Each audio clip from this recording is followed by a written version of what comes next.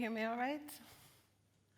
All right, as she introduced, I work for local government in Pinellas County, Florida. That's where we are, following the little arrow there.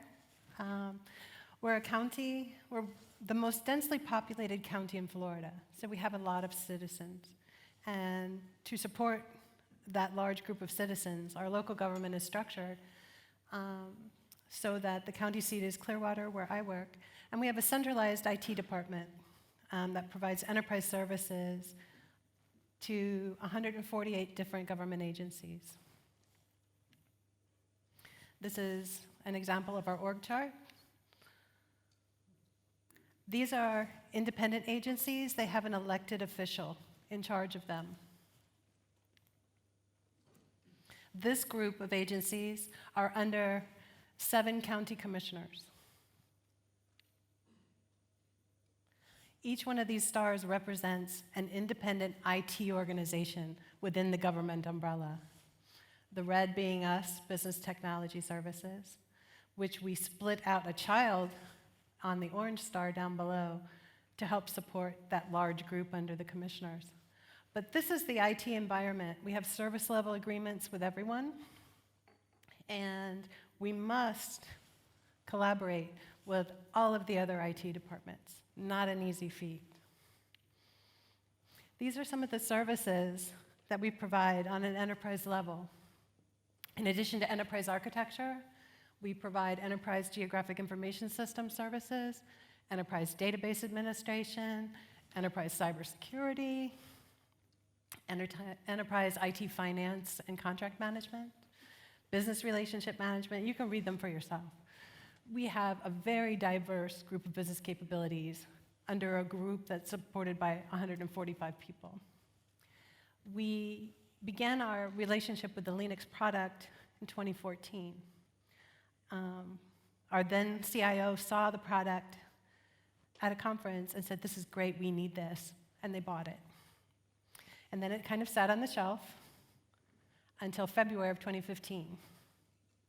I, at that point, was working in geographic information systems, and someone came to me and they said, "Would you like to do something different?" And I said, "Yes, what?" And they said, "LeanIX." And I said, "Awesome." And they said, "Here you go." And they turned around and walked away. I'm like, okay, now I need to, where's the data? I asked a lot of people, where's the data? Well, the data is in someone's head that retired 6 months ago. The data is in a random collection of vintage spreadsheets. And it's also in a CMDB that there were no guidance or structure for how the data was put in. I'm like, oh, so I have to start over. So I did. I went and grabbed as many IT people as I could and picked their brains. And then I went out and started talking to customers. This is what our portfolio looks like today. And think about the base numbers. Currently, we have 780 applications in the portfolio. I'm not done yet. We have some interfaces and obviously business capabilities, processes, but the key one here is the user group. There's 148 of them. Some of the views of our portfolio. This is our portfolio based on the Gartner time model. If you're not familiar with time, that is tolerate, invest, migrate, or eliminate. And as you can see, thankfully, we have invest as most of our portfolio. Modernize and migrate, we still have a large number of them because particularly in government, your budget determines what you can do. Your budget is based on taxes. Nobody wants high taxes, but everybody wants you to be technologically current. So the items that you see under the migrate, modernize, or remediate are typically products that are still in the environment because they get the business job done. They're functionally correct. What they're not is they're not technologically correct. They're not modern. They're not updated. And that presents a challenge. How do you convince the business to spend the money when the old software does the job? Data object classification. As you can see, the majority of our data objects are public. We're guided by what's called a sunshine law in Florida. With very few exemptions, most of the data types that are handled by our applications are public. We have to identify where the exceptions are. And as you can see, the confidential data in our environment is minimal. We have a few restricted, which are law enforcement, and only one sensitive. Business criticality is another viewpoint that's important, especially for me to talk to the business units. You would think that everything we do is mission critical, right? For government, no waste. You don't do anything that's frivolous. But as you can see, we have pretty evenly divided between mission critical and business critical. And that's important. Business operational, though, is huge. And what falls under that? Adobe products. How do we do our work behind the scenes? Technical fit, very important. We have some inappropriate ones, they're end of life. We have some unreasonable ones, they're also end of life. And their business value is fading. We also do a strategic alignment with the Enterprise Architecture Group. We have in the county all of those starred IT groups. We all come together as an IT cooperative. And in that cooperative, we talk about many things, cybersecurity, new technology, that's where we have demos and things like that. But one thing we also do there is we create this strategic architectural alignment. And we gather input from all those different IT groups. We categorize our portfolio based on the strategic alignment. As you can see, we have current state aligned, current state unaligned, future state aligned, future state unaligned. And you're probably wondering, why does she have two future state unaligned? We had 2 rogue departments go out and purchase a product without consulting any IT. They said, we have to have it, we're going to buy it. We bought it on our own. 6 months later, they hate it. It doesn't do the reporting that they want. It's not functional for their needs. So those are the 2 that are going to be reviewed and look for a new solution. But it was really helpful to show what the perspective of the portfolio is. We also do the same thing with our IT components. Being county government, we have typically for hardware, desktop hardware, we have a PC leasing arrangement. We don't buy the hardware. We lease it on a 3-year plan and do a device improvement plan over the course of 3 years, so everyone gets a refreshed device every 3 years. Tacked on to this year's and last year's release upgrade was moving from Windows 7 to Windows 10. This posed a huge problem because in our county government, we have some groups such as Public Works, Fire Rescue, the Water Department, Transportation Department. All of these entities had hardware or machine-specific software that they needed to use to get their job done. It was either lab software or it was water purification software. Most of that software is not compatible with Windows 10 and also had to be evaluated to its fitness and whether there was an upgrade to go forward. LeanIX played a key role in that because we had already identified what those products were and were able to go forward for some of those groups. Because in addition to going to Windows 10, we also took away all local admin, which everyone's hair fell out when they realized they couldn't install whatever they wanted to on their machines without going through us first. This is a little bit of a diagram that talks about all the different IT groups that we have to collaborate with. And if you think that's easy, not always. Everyone has their own ideas. Everyone believes that the way they've always done it is the correct way. Everyone tends to believe that no one else in the business needs to know about what IT does. They just need to benefit from the service. So we took these groups and brought them together.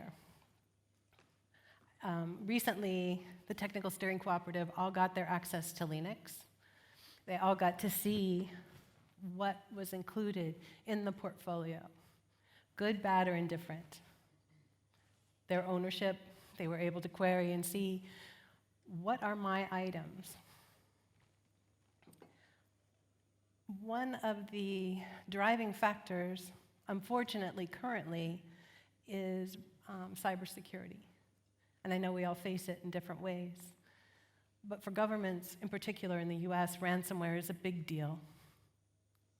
It happens a lot. It's happened to 3 or 4 counties in Florida already. One county chose to pay up. Other counties try to hire a firm to help them deal with it, when it turns out a lot of times those firms actually just pay the ransom on the back end and nothing gets fixed. But it presents challenges for us in that we need to make sure that we have different ways of backing up our data, making sure we have multiple cloud backups, making sure that we can restore our environment. But the biggest way that LeanIX has helped us is in being able to see where the vulnerabilities in the portfolio are. How many Windows 2003 servers did we have? Surprise, quite a few. How many applications were running on those servers? Quite a few. How many of those applications had a Java 6 dependency? All of them. Who owns those applications? Guess what? We can see now. And that was the important part of bringing in all of the IT groups together so they could all get the same information at the same time. We crafted a plan to go forward to eliminate those vulnerabilities, and now we have people being accountable. They're also given the ability to update their application data in LeanIX and their IT component data in LeanIX. So when something's retired, it actually gets retired there as well. Here's a few thoughts on collaboration.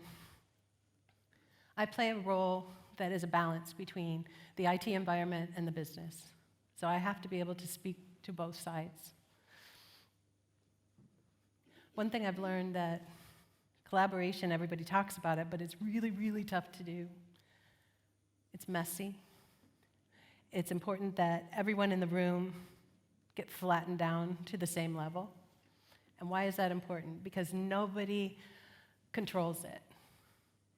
We do agile development as well in our group, and I like to apply some of those principles to collaboration, in that when I bring a group of people together to collaborate on something, even if the news is unpleasant, even if we have to talk about things that people weren't doing, and maybe they should have been, that we all start from the same place. And that's one thing that LeanIX has given us the ability to do. Everybody sees the same information at the same time. No data is restricted, no data is hidden. This is what you have. And it's actually, at the end of the day, a release. People do begin to discuss. They're no longer afraid of my boss knowing what I'm not doing. Or my boss, the clerk of the court, doesn't know that I have all these servers that need to be upgraded. Now everybody knows. So now we can actually have discussion. We used to have silos everywhere. These are the members of our technical steering committee.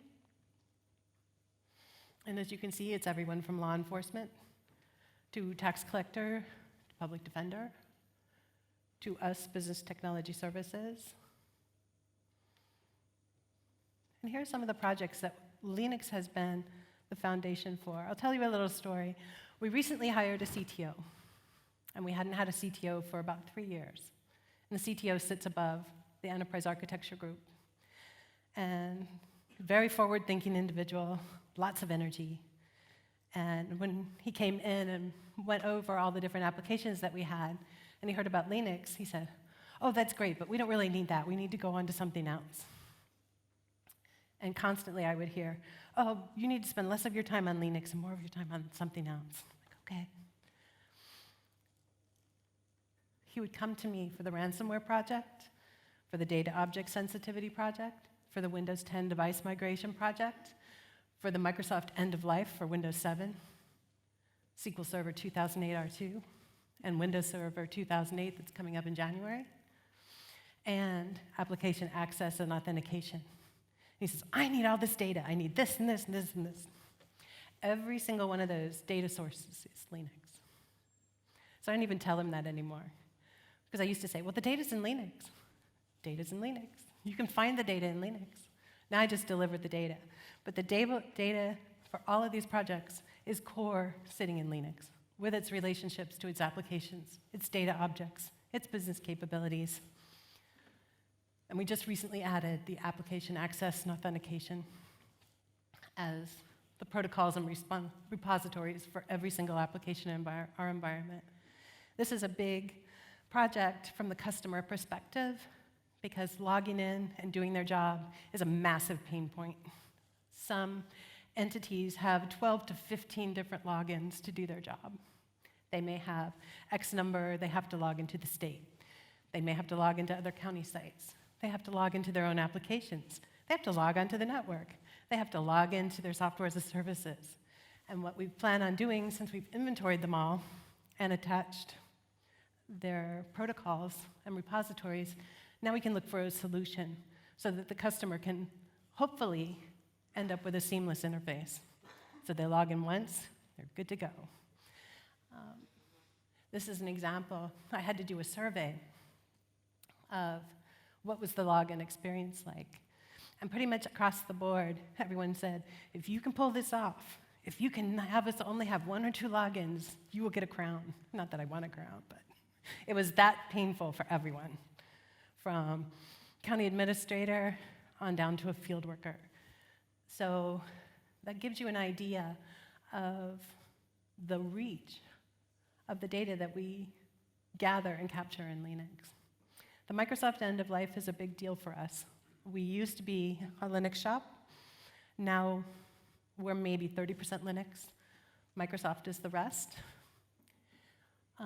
Windows 7, of course, is end of life in January. If you want to keep using it, you need to have extended security updates, which cost money.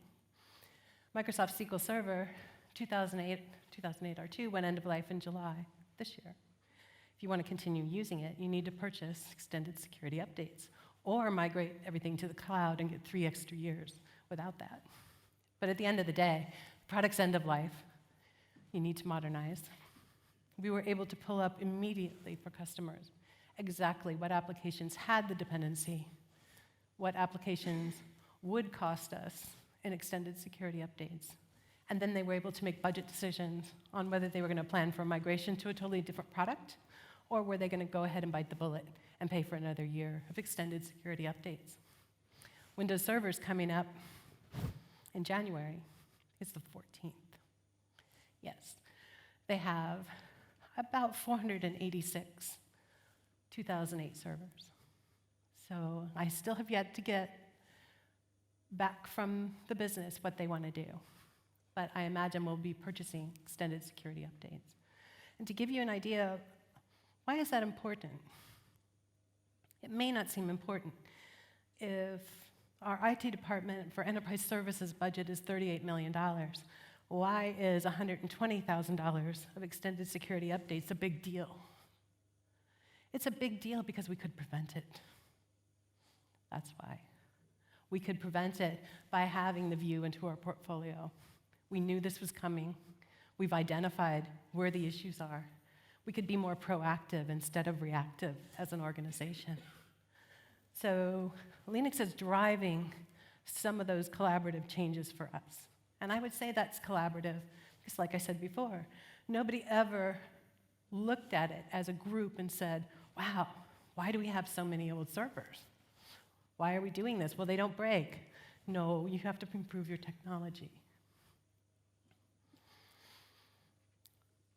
It'd be nice if ultimately someday we move all of our user devices into the cloud and have all our operating systems run there, which we'll be able to do, and I was excited to hear about what's in the plans for LeanIX going forward.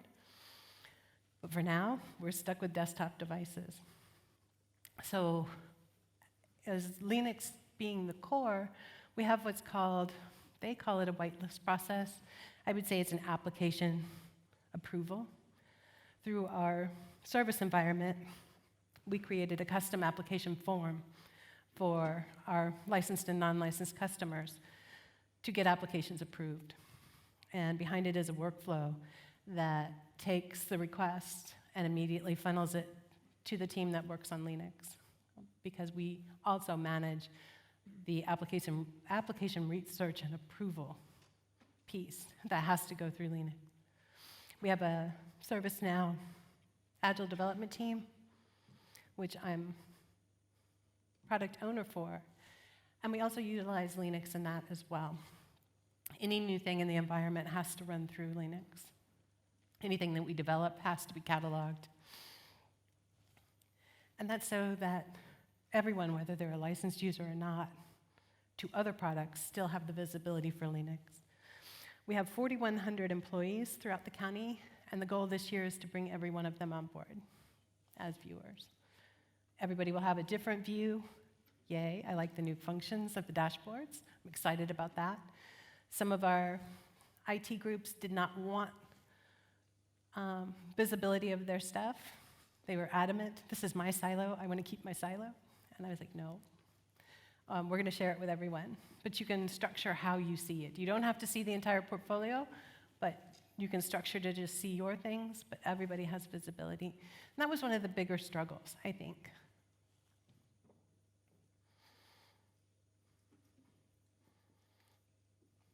And that's it. That's what I have today. If anybody has any questions, I'd be happy to answer them. First of all, thank you, Nancy Halvorsen. We're very good in time, though. So first of all, thank you very much. And of course, I would like to open up a Q&A session. Do you have any questions that want to be answered by Nancy? Okay, ja, wir machen das genauso wie vorhin. Genau, einfach reinquasseln. Nancy, first of all, thanks very much for the valuable insights. Question is regarding data quality. How do you ensure with your team that all the data being documented in LeanIX is always up to date? It's ongoing.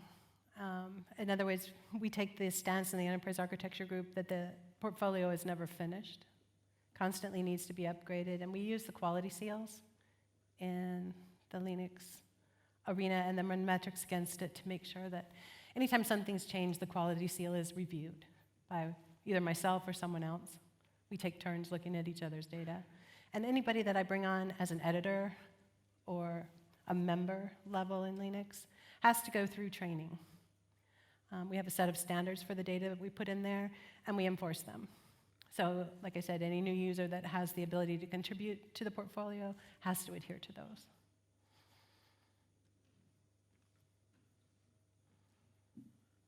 Some more questions, yes? Yes. Thank you, Nancy.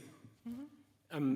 The question I have is about if you consider LeanIX as the system of record of the IT objects, and how these work with the external solutions like CMDB, for example. All right. We have decided that LeanIX is a system of record for applications. We do utilize ServiceNow.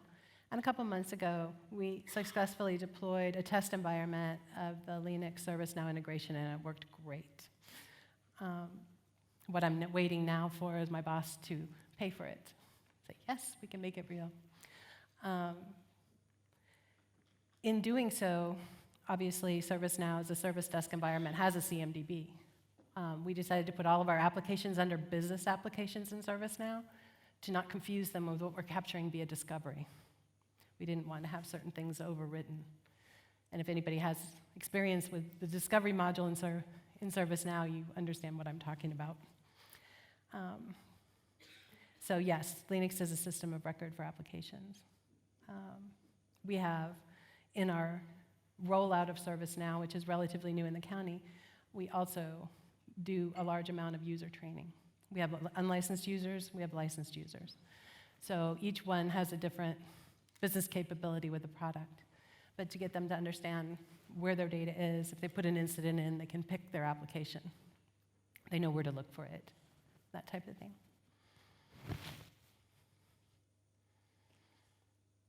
Of course, there's room for more questions. Yes? Here's one question, and thank you very much for the information you share.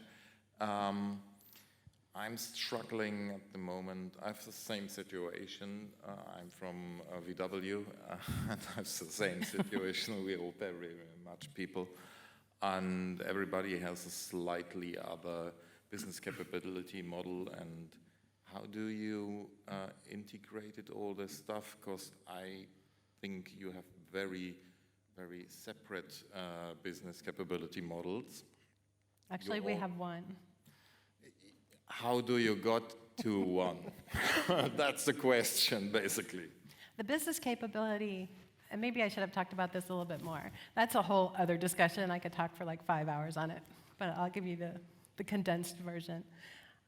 When it came time to develop or catalog business capabilities for our county government, if you will, nobody understood, number one, what they were, because remember, we're not business units. They have no idea what I'm talking about.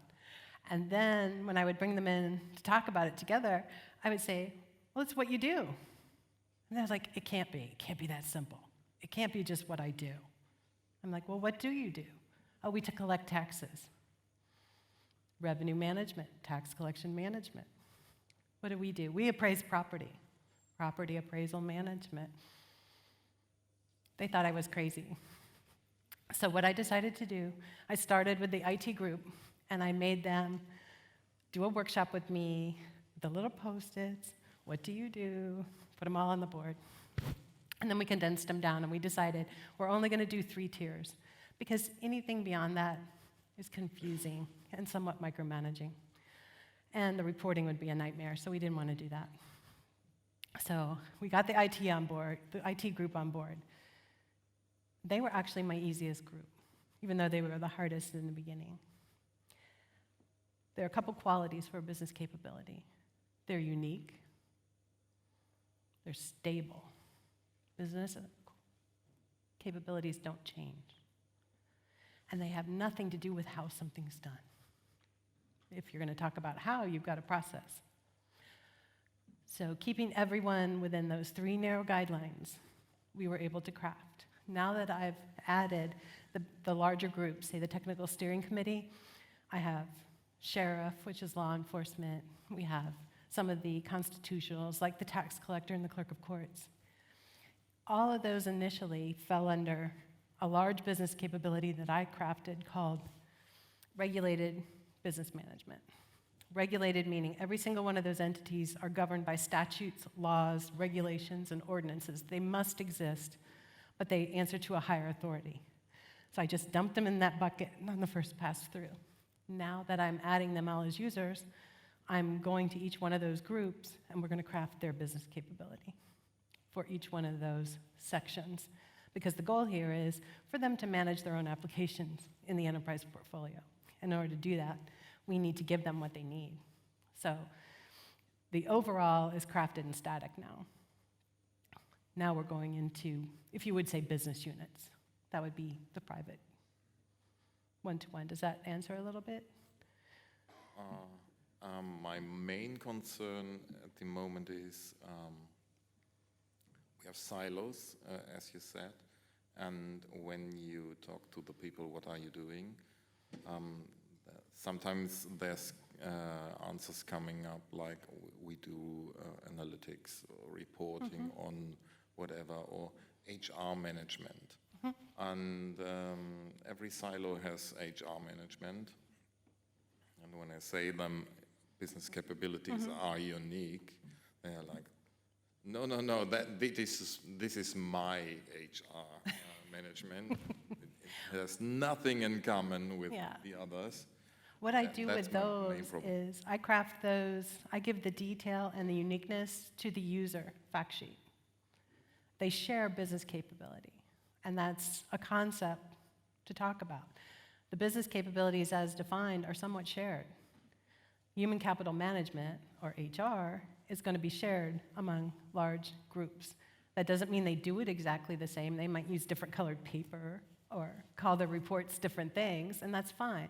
You can distinguish them in the user group, because user group relates directly to business capability in LeanIX. So make them unique there.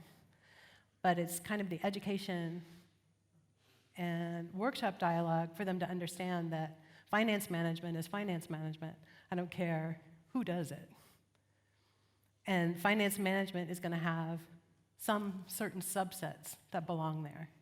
You might have revenue, you might have taxation, you might have whatever, legal might fall under there, depending on how you're organized.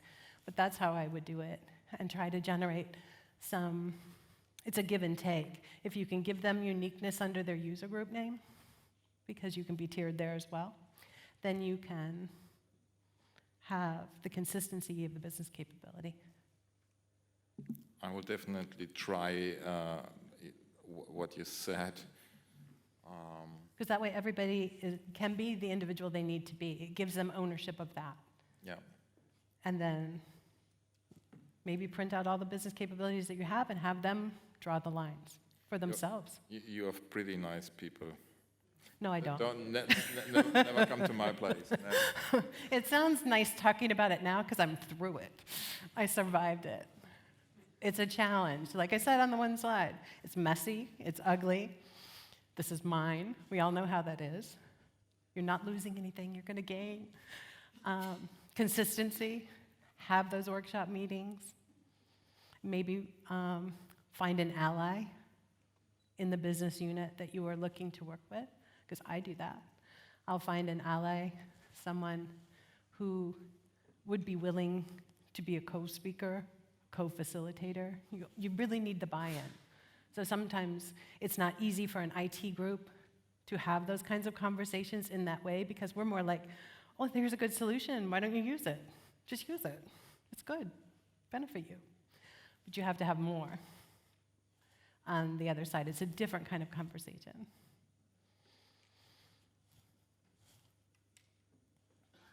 Now we're talking. Okay, first of all, we start from the front and go in then to the back, okay? Hello. Thank you for also sharing the picture of your office view. That was amazing. Unfortunately, I don't have the same. Yeah. We are in the same situation as you were when you were handed LeanIX. Mm-hmm. Somebody bought it, and then nobody used it, and now I'm the new you. I have to run with this. And my aim is to share it out, to collaborate with all the various business units we run, with all the various departments, and put some meat on the bone. My problem is I'm challenged just to build the skeleton, not to talk about putting the meat on the bone. I can't approach the business to say, you know, I want it to look a bit like this because I don't have a template yet on what I want it to look like, or I don't have a reference model of this is what good looks like. Do you have your applications in it? Barely. Okay. So I'm putting the processes in, the applications that I know of in my little silo and everything, but what is the one or two key lessons that you've learned way back when you started to run with this? When I started to run with this, I did two things. When they handed it to me and they let me pull out of GIS to do something totally different, but still analytical, because I was spatial analyst before. And I went to the people I thought could help me, and they all said, we don't have anything. Or we have this old spreadsheet, you're on your own. I'm like, really? You guys have worked here 25 years and you don't know anything? I don't know if they didn't want to tell me or they just didn't know anything. So I knew I was going to need a foundation. So my closest foundation that I could pull was from the service desk environment that we had, incidents and request tickets.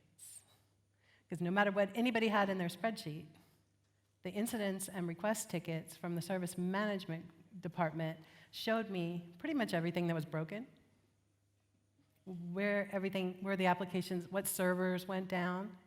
Oh, if I found the server, I could find the application. Who were the users?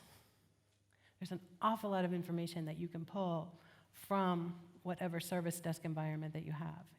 If your answer from everyone is, oh, it's in somebody's spreadsheet, or, oh, Flo was responsible for that, she retired 2 years ago. There's no documentation.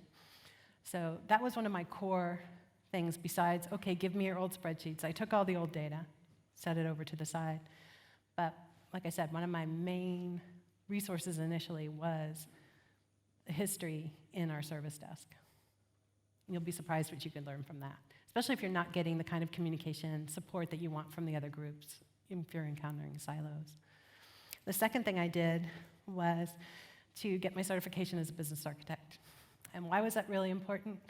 It gave me an opportunity to look at IT in a different way than I had before.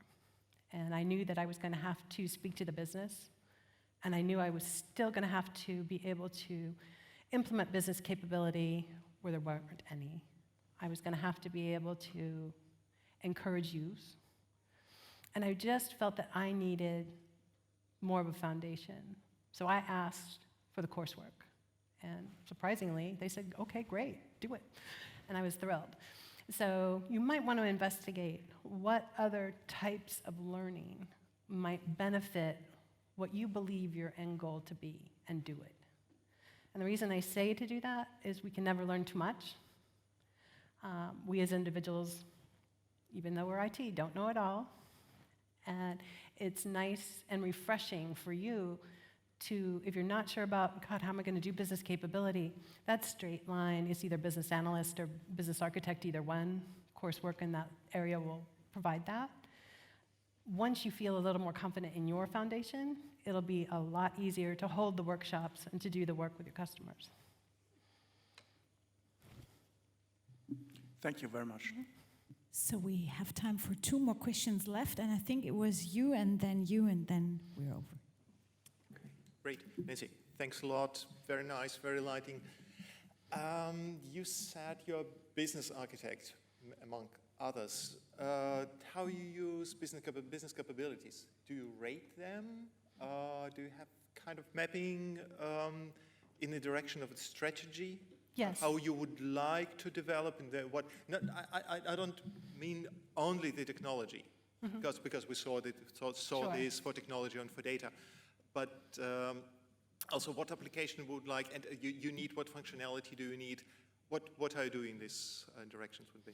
All of the business capabilities that we have are stratified. The 3 stratification layers I have are, they're strategic, or they're core, customer-facing, or they're supportive. So every business capability has that stratification on it. And like I said, once you've done that, and then you align your applications and processes to that, it really doesn't change a whole lot. So that just becomes a frame of reference. But what we do follow is the life cycle of every application, and obviously the life cycle of every IT component. Now that we know who the users are, we have a calendar year budget that begins October 1 and ends September 30th, because we're government. We start doing our budget immediately after the new budget starts. So in the past, the IT group, where I am, carries the largest burden of the IT budget. We carry the burden for enterprise applications like ServiceNow, Oracle eBusiness, LeanIX, and the enterprise GIS system. That directly comes out of our budget. No users contribute to that. Everything else, there's only 4. Everything else is funded by those agencies that utilize. So what we've implemented doing is having meetings. As soon as budget work begins, they schedule a meeting, and I go with them. We look at their portfolio. We look at what is coming up end of life. We look at what's coming up into phase out. Once an application has reached its end of mainstream support, it automatically goes into phase out, even if it still has 2 years to go before its end of support. The reason we do that is that it gives our customers 2 years to decide what they want to do. And that's plenty of time, really, especially if you're managing it and you're having those discussions. So we make sure we have a meeting with them in the beginning of the budget cycle, midway through the budget cycle, and then right before the end of budget cycle. So we have 3 meetings with the business units to talk about their portfolios. The difference this year is not only will we talk about it and have the meetings, they have their own visibility. And I hope to create dashboards for each of them. Yay, I'm excited about that. Because they're the ones that really only want to look at their piece of the portfolio. And that's fine. It helps them to narrow it down and focus. So now they can look anytime they want and see a dashboard that shows end-of-life products, what's coming up. There are a couple really good or ones that I've found useful, reports on the LeanIX store that other users have put out there. And the burn down one is especially wonderful. I have 2 business units that love that because it shows them their applications on a nice little chart that CIOs like, per month, per year, what's going end of life. Because they're interested in that. This is different thinking for our government because what they used to do, like I said earlier, they would let something run until it died. And typically it never died because it was either written well, it was a stable product, but it had to be modernized because if you don't modernize it, it becomes a vulnerability to your environment, typically unpatched, outdated technology or whatnot. Does that answer? Okay. Yep. So I mentioned we have room for one more question, and I'd like to ask you and you to put it in a nutshell. Thank you. Okay. Okay. My question is about, I'm right now establishing the architecture function completely newly within the company. And I need really the business to have some buy-in because they are running most of the IT themselves. The question is, how would you motivate them? How would you motivate them to collaborate? So you have shadow IT. The shadow is bigger than IT. Yes. So shadow IT is, I'll be short and brief. Shadow IT is always a challenge. I would say make them your best friend. Give them advanced knowledge of the product. Bring them together. Give them viewer access. You're giving them something. And then encourage them to share with you. How can we do this so everyone benefits? Because if they're not your friend, they're going to hide things from you. So it's not the matter that you can get them to do something for you. You need to reach out and give them something. And then because you want them to work on business capability, they're going to have to give you process. They're going to have to give you so much. You really need them. So that's what I would do. Because I did that with one of my customers that was very resistant. He initially told me, oh, I want nothing to do with LeanIX because my boss will see what I haven't been doing for the last couple years. And I'm like, well, you're right. Here we are 3 years later. I gave him access. He's happy. So that's what I would do. I would make them an immediate business partner, if you will. Reach out to them. That's All right. Thank you very much, Nancy Halvorsen. It was a pleasure to have you, and I really like the atmosphere in our Q&A session. So once again, a round of applause for our speech. Thank you. Held by Nancy Halvorsen. Thank you very much.